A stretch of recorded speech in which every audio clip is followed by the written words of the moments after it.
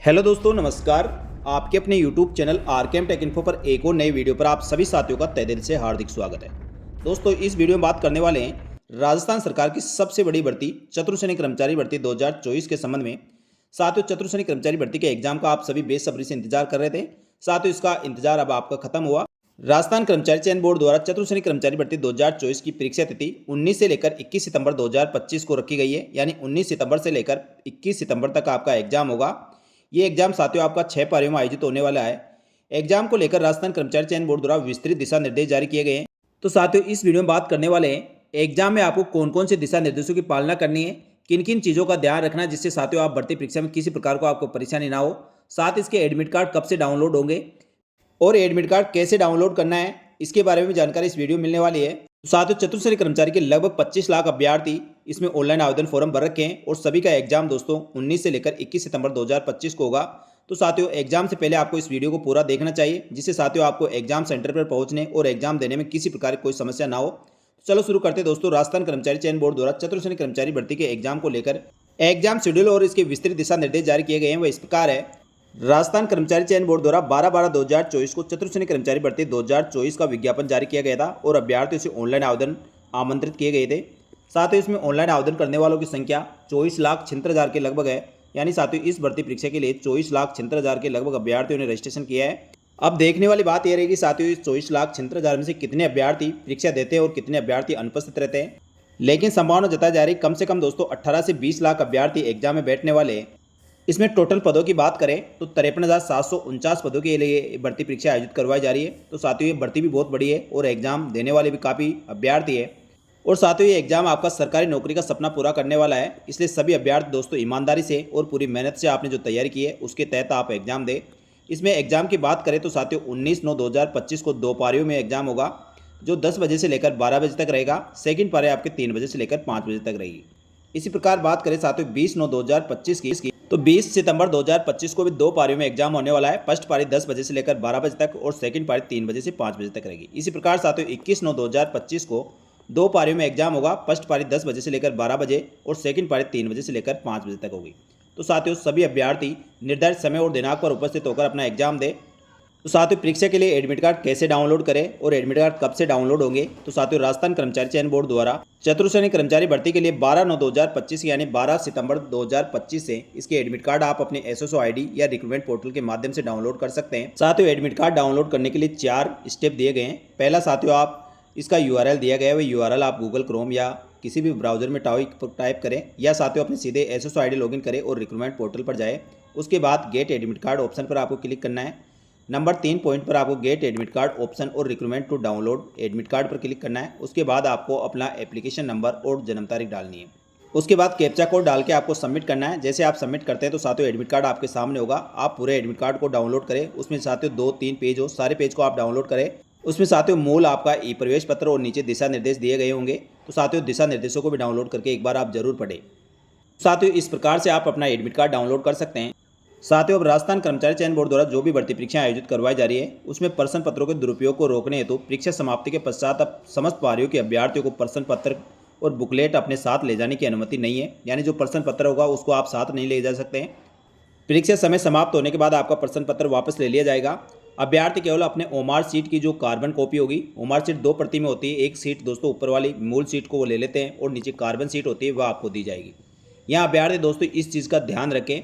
अभ्यर्थी अपने प्रश्न पत्र की जो सीरीज और उसके सिंबल जो दिया गया है उसको आप ध्यान में रखें या साथियों अपने कहीं नोट कर ले, क्योंकि साथियों राजस्थान कर्मचारी चयन बोर्ड द्वारा परीक्षा समाप्ति के 24 घंटे के भीतर अभ्यर्थियों की सुविधा के लिए समस्त प्रश्न पत्रों के सेट राजस्थान कर्मचारी चयन बोर्ड के ऑफिशियल वेबसाइट पर अपलोड कर दिए जाएंगे।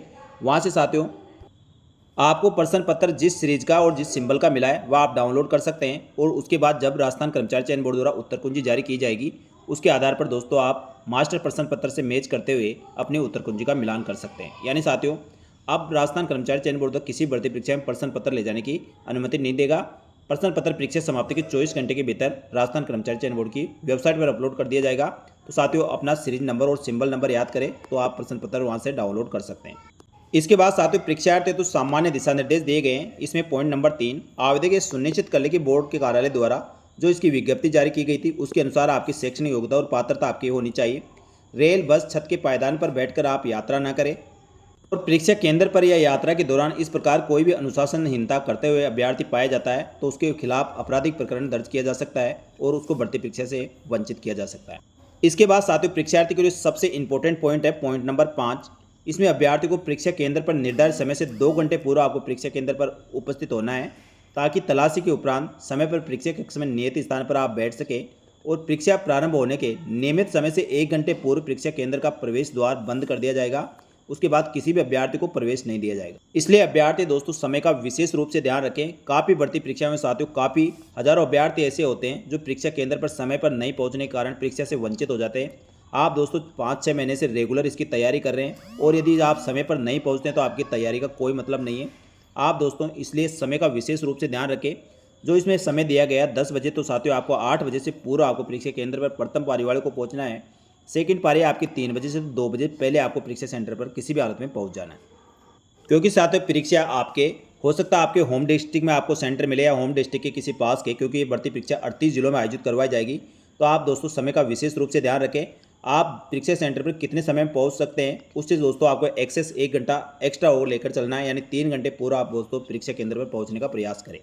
ये साथियों बहुत ही इंपॉर्टेंट पॉइंट है, इसका विशेष रूप से सभी अभ्यर्थी ध्यान रखें। इसके बाद दोस्तों परीक्षा सेंटर पर आपको क्या क्या ले जाने की अनुमति है और क्या क्या आपको लेकर जाना है।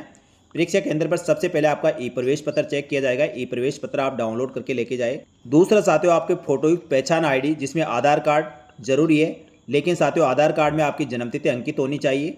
और यदि आपका आधार कार्ड किसी कारणवश नहीं है तो आपको दोस्तों विशेष परिस्थितियों में PAN card, passport, driving licence या मतदाता पहचान पत्र में से कोई एक पहचान पत्र आपको लेकर जाना है, जिसमें जन्म तारीख अंकित हो और आपकी नवीनतम फोटो होनी चाहिए। उत्तर पत्र पर चस्पा करने तो 2.5 x 2.5 सेंटीमीटर की एक नवीनतम रंगीन फोटो लेकर जानी चाहिए, जो 1 महीने से पुरानी नहीं होनी चाहिए। किसी प्रकार की मर्ज, मोर व ट्रांसपेरेंट नहीं किया हुआ होना चाहिए। इस चीज़ का अभ्यर्थी ध्यान रखे।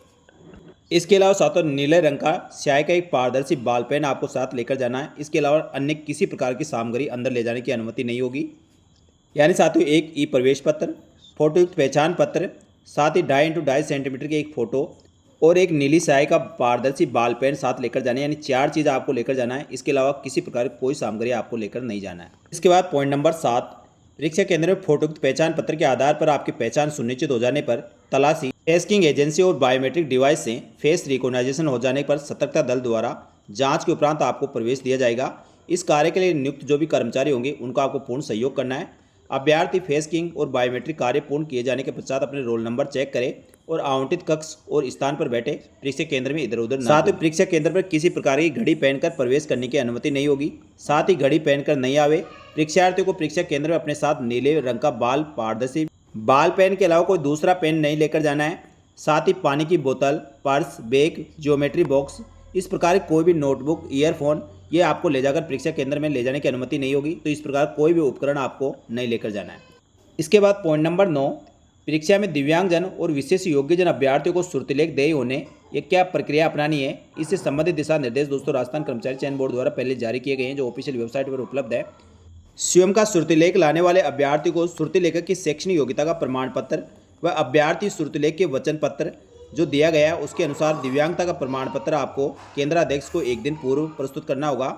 बोर्ड के माध्यम से श्रुतिलेख उपलब्ध कराए जाने हेतु अभ्यर्थी को 2 दिवस पूर्व निम्नानुसार वांछित दिव्यांगता चिकित्सा प्रमाण पत्र सहित प्रार्थना पत्र आपको केंद्राध्यक्ष को 1 दिन पूर्व उपलब्ध कराना होगा। तो साथियों जो भी दिव्यांगजन अभ्यर्थी है और अपना श्रुतिलेखक आप लेकर जाते हैं तो साथियों इस गाइडलाइन के अनुसार आपको केंद्राध्यक्ष को पहले एप्लीकेशन देनी होगी। सारी गाइडलाइन आप देख ले। इसके बाद पॉइंट नंबर 10, अभ्यर्थी द्वारा जो उत्तर पत्र यानी ओमार शीट की जो कार्बन प्रति आप साथ लेकर जाने की अनुमति है उसे परीक्षा के अंतिम परीक्षा परिणाम जारी होने तक और संपूर्ण प्रक्रिया पूर्ण होने तक आपको सुरक्षित रखना होगा। यदि बोर्ड द्वारा भविष्य में कभी भी दोस्तों ये मांगा जाता है तो आपको प्रस्तुत करना होगा। ऐसा न करने वाले अभ्यर्थियों को आवश्यक कार्रवाई अमल में लाई जा सकती है। उत्तर पत्र का बबल और गोले भरते समय आपको इस चीज़ का विशेष रूप से ध्यान रखना। गोला भरने हेतु उचित दबाव के साथ आप भरें, लेकिन साथियों इतना दबाव भी ना दें कि ओमार शीट फट जाए। लेकिन साथियों आपको गोला पूरी तरह से भरा हुआ होना चाहिए और कार्बन प्रति पर स्पष्ट रूप से वो अंकित होना चाहिए। यदि कोई परीक्षार्थी गलत पारी में या गलत कक्ष में या सीट पर बैठकर परीक्षा देता है और उसे अपात्र एवं अग्रिम कार्रवाई तो डिबार किया जा सकता है। इसलिए परीक्षार्थी अपने ई प्रवेश पत्र में जो रोल नंबर दिए गए हैं वह सभी डिजिट देखकर अच्छे से मिलान करें और सही सीट और सही रोल नंबर पर जो आपको अलॉट की गई है उस सीट पर आप बैठकर परीक्षा दें। इसके बाद पॉइंट नंबर 12, परीक्षार्थी जिन्होंने फर्जी EWS, PS certificate, sportsman certificate, divorce, window या कास्ट सर्टिफिकेट गलत तरीके से बनवाया है और बोर्ड या विभाग को किसी भी स्तर पर दोस्तों ऐसा लगता है और उसका प्रमाण पत्र फर्जी पाया जाता है तो ऐसे अभ्यर्थी के खिलाफ सख्त कानूनी कार्रवाई की जाएगी। नंबर 13, यदि किसी अभ्यर्थी ने जानबूझकर या गलती से किसी एक परीक्षा में एक से ज़्यादा फार्म भरे हैं और वो एक से ज़्यादा पारी में परीक्षा देने आता है तो बायोमेट्रिक पकड़े जाने पर उसके विरुद्ध पुलिस द्वारा कार्रवाई अमल में ले जाएगी। इसके बाद पॉइंट नंबर 14, यदि किसी अभ्यर्थी पहले किसी भी अन्य भर्ती परीक्षा में दूसरे की जगह परीक्षा दिया है और अब वह अपने नाम से किसी परीक्षा में बैठ रहा है तो ऐसे अभ्यर्थियों के विरुद्ध भी पुलिस कार्रवाई अमल में ला जाएगी। पॉइंट नंबर 15, परीक्षा केंद्र पर यदि फ्रेस्किंग के दौरान आपके पास मोबाइल ब्लूटूथ डिवाइस पाई जाती है तो उसे कानूनी जुर्म माना जाकर परीक्षा में बैठने की अनुमति नहीं दी जाएगी और उसके विरुद्ध नियमानुसार पुलिस द्वारा कार्रवाई अमल में ला जाएगी। यानी साथियों, कोई भी अभ्यर्थी परीक्षा केंद्र पर परीक्षा देने जा रहा है वह स्वयं की जगह जाए। यदि कोई अभ्यर्थी पहले साथियों किसी दूसरे अभ्यर्थी की जगह परीक्षा दिया है और इस परीक्षा में अपने नाम पर भी यदि वो परीक्षा देने जा रहा है तो साथियों अब राजस्थान कर्मचारी चयन बोर्ड के पास पूरा डेटा है। जैसे अभ्यर्थियों की फेस स्कैनिंग और बायोमेट्रिक होगी, तुरंत प्रभाव से अभ्यर्थी का पता चल जाएगा या अभ्यर्थी पहले अपनी जगह एग्जाम देकर आया है या किसी दूसरे अभ्यर्थी की जगह एग्जाम दिया है। तो दोस्तों इस प्रकार कोई भी अभ्यर्थी गलती ना करे, सभी अभ्यर्थी अपने स्वयं की जगह एग्जाम दे और ऐसा कोई भी अभ्यर्थी दोस्तों आपकी नज़र में है और आपको लगता है ऐसा कोई अभ्यर्थी, उसकी सूचना तुरंत प्रभाव से राजस्थान कर्मचारी चयन बोर्ड या SOG के जो नंबर दिए गए हैं उस पर आपको शिकायत करनी चाहिए। परीक्षा में परीक्षार्थी के सम्मिलित होने हेतु ड्रेस कोड निर्धारित किया गया है। तो साथियों राजस्थान कर्मचारी चयन बोर्ड में परीक्षा में सम्मिलित होने के लिए आपको निश्चित ड्रेस कोड दिया गया है। इस ड्रेस कोड में आप परीक्षा केंद्र पर पहुंचे, अन्यथा दोस्तों आपको परीक्षा केंद्र में प्रवेश में दिक्कत हो सकती है। इसलिए पुरुष अभ्यर्थियों को आधी या पूरी आस्तीन का शर्ट या टी-शर्ट पहनकर जा सकते हैं, कुर्ता पायजामा पहनकर जा सकते हैं, पैंट पहनकर आए। जीन्स पहनने पर दोस्तों आपको अनुमति नहीं दी जाएगी और यदि अफवाह स्वरूप कोई अभ्यर्थी जीन्स पहनकर आता है तो उसकी विशेष रूप से चेकिंग की जाएगी, उसके बाद ही अभ्यर्थी को प्रवेश दिया जाएगा। यदि कोई महिला अभ्यर्थी है तो उसको सलवार सूट, चुन्नी, साड़ी आदि पूरी आस्तीन का कुर्ता, ब्लाउज पहनकर और बालों में साधारण रबड़ बैंड लगाकर आवे। जींस पहनकर आने की अनुमति नहीं दी जाएगी और अपवाद स्वरूप कोई दोस्तों ऐसा पाया जाता है तो उसके खिलाफ सख्त जांच के पश्चात और वचनबद्ध भरवाने के बाद ही उसको प्रवेश दिया जाएगा। परीक्षा में पूरी आस्तीन का कुर्ता, शर्ट, ब्लाउज आदि पहनकर आ सकते हैं, किंतु अपने वेशभूषा में बड़ा बटन, मेटल बटन या किसी प्रकार का ब्रॉन्ज या बेंच, फूल आदि लगा हुआ नहीं होना चाहिए। यानी साथियों परीक्षा देने वाले चाहे पुरुष अभ्यर्थी हो या महिला अभ्यर्थी बिल्कुल सादा सिंपल ड्रेस में दोस्तों आपको परीक्षा देने जाना है, जिससे आपको अनावश्यक कोई परेशानी ना हो। और महिला अभ्यर्थी दोस्तों इस चीज़ का विशेष रूप से ध्यान रखें, कोई भी ऐसे गहने आभूषण पहनकर नहीं जाए जिससे दोस्तों आपको परीक्षा केंद्र में प्रवेश के समय दिक्कत हो। तो आप साथियों पहले से ही उसी हिसाब से परीक्षा देने परीक्षा सेंटर पर पहुँचे। इसके बाद साथियों परीक्षा में कोई भी अभ्यर्थी गलत तरीके से नकल करते हुए या अनुचित साधनों का प्रयोग करते हुए पाया जाता है तो ऐसे अभ्यर्थियों के खिलाफ राजस्थान सार्वजनिक भर्ती नियम 2023 के अनुसार 10 लाख से लेकर 10 करोड़ रुपए तक का आर्थिक दंड और 10 वर्ष की कारावास का सजा का प्रावधान है। यदि साथियों ऐसा कोई अभ्यर्थी पाया जाता है तो उस पर कठोर दंडात्मक कानूनी कार्रवाई की जाएगी और ऐसे अभ्यर्थियों को आगे सभी भर्ती परीक्षाओं से डेफर कर दिया जाएगा।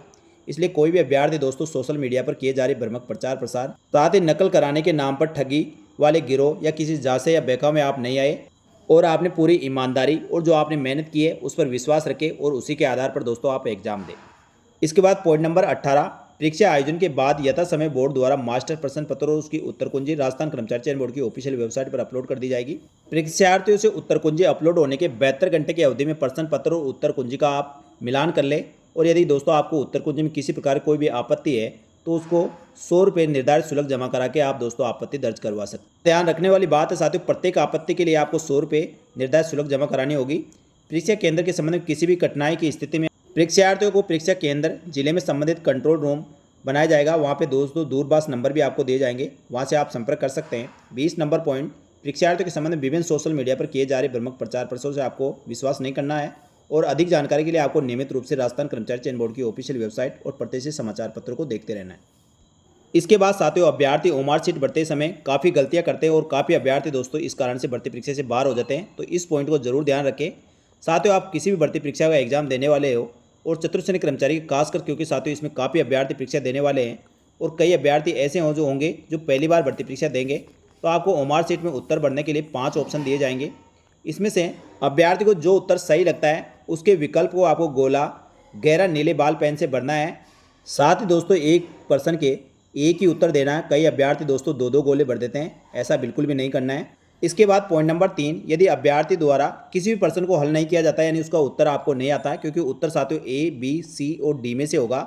यदि साथियों इनमें से आपको उत्तर नहीं आ रहा तो ई ऑप्शन यानी पाँचवा जो ऑप्शन ई ऑप्शन होगा उसको गहरा आपको भरना होगा। और यदि पाँचों विकल्पों से किसी भी विकल्प को आप गहरा नहीं भरते हैं तो ऐसे टोटल प्रश्नों के 10% तक प्रश्नों के प्रत्येक उत्तर का 1/3 अंक काटा जाएगा। यानी साथियों आप गोला नहीं भरते तो 1/3 नेगेटिव मार्किंग आपकी अलग से रहेगी। इसके बाद प्रश्न पत्र हल करने के बाद अभ्यर्थियों को सुनिश्चित करना होगा कि प्रत्येक प्रश्न का उत्तर को आपने गोला भरा है या नहीं भरा। इसके लिए आपको अतिरिक्त 10 मिनट का समय दिया जाएगा। इस चीज़ का अभ्यर्थी विशेष रूप से ध्यान रखें। यानी साथियों जो लास्ट 10 मिनट है आपको इसीलिए दी जाती है, आपको पूरा होमवर्क शीट को चेक करना है। यदि आपने सभी क्वेश्चन सही कर लिए हैं तो कोई दिक्कत नहीं है, सभी गोले आपने भर लिए तो कोई दिक्कत नहीं है। लेकिन साथियों यदि आपका कोई सा भी गोला छूट रहा है और वो क्वेश्चन आपको नहीं आता तो ई ऑप्शन को जरूर से जरूर गोला करना है, अन्यथा दोस्तों नेगेटिव मार्किंग 1/3 अंक काटे जाएंगे। यदि साथियों कुल क्वेश्चनों का कोई अभ्यर्थी 10% से अधिक प्रश्नों को हल नहीं करता है, यानी पांचवा गोला भी नहीं भरा जाता है, तो ऐसे अभ्यर्थियों को अयोग्य घोषित कर दिया जाएगा। यानी साथियों चतुर्थ श्रेणी कर्मचारी भर्ती में टोटल 120 क्वेश्चन आने वाले हैं। 120 क्वेश्चनों में से आपको 12 क्वेश्चन से ज़्यादा यदि आप खाली छोड़ते हैं तो आपको सीधे दोस्तों फेल कर दिया जाएगा। इस चीज़ का ध्यान रखें।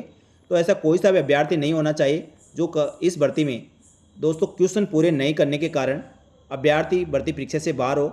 लेकिन साथियों इतना बताने के बाद भी और कई वीडियो में साथियों मैंने ये पूरी गाइडलाइन आपको बताई है, फिर भी अभ्यर्थी दोस्तों हर प्रत्येक भर्ती परीक्षा में कई अभ्यर्थी पूरे क्वेश्चन हल नहीं करने यानी पाँचों विकल्प नहीं बनने के कारण भर्ती परीक्षा से सीधे बाहर हो जाते हैं।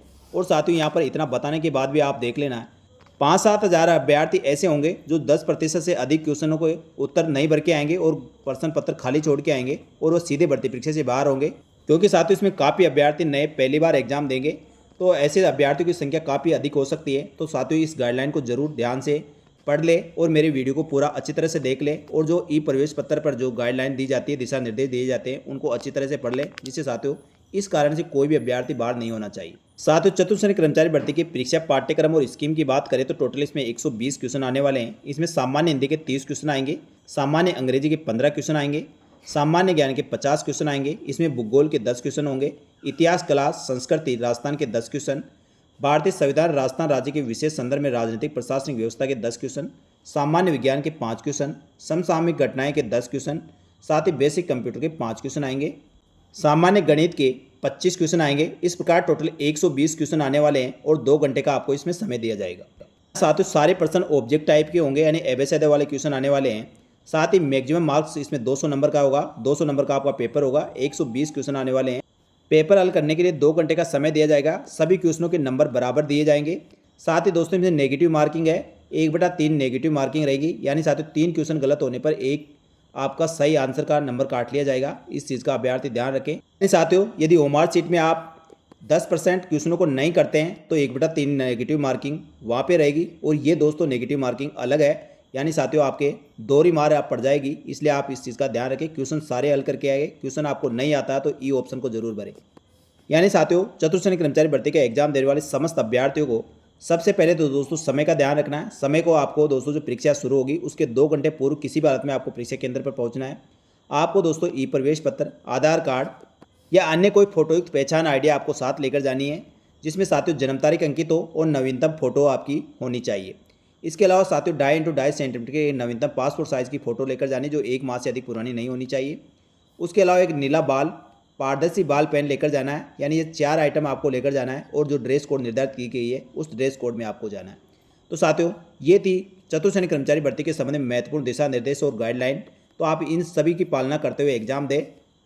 साथ ही चतुर्थ श्रेणी कर्मचारी भर्ती के लिए एडमिट कार्ड 12 सितंबर से डाउनलोड होना शुरू होगा। इसका लिंक एक्टिव किया जाएगा। उसके बाद अपना एडमिट कार्ड डाउनलोड करें, और आप दोस्तों कमेंट करके जरूर बताएं आपका परीक्षा सेंटर कहाँ पर आया है, और अपने गृह जिले से या अपने गृह स्थान से कितनी दूर आपका परीक्षा सेंटर है।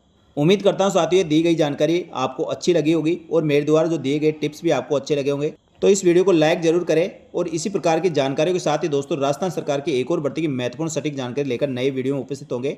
तब तक के लिए धन्यवाद। जय हिंद, जय भारत।